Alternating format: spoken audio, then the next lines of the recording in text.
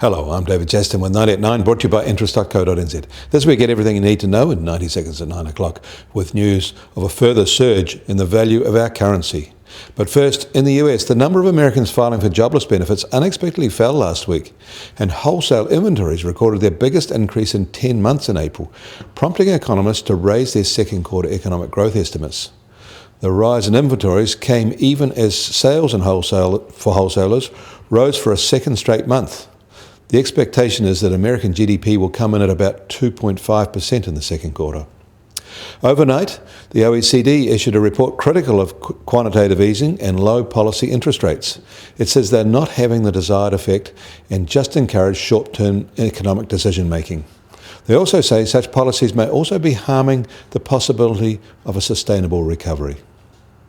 Equity markets are all sinking today. Wall Street is lower after pushing at new records just a few days ago.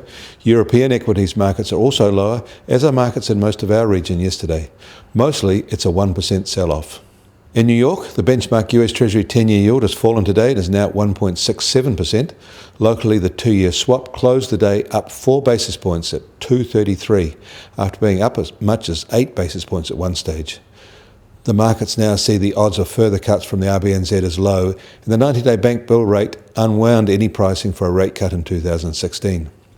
The oil price is seeing a small pullback today.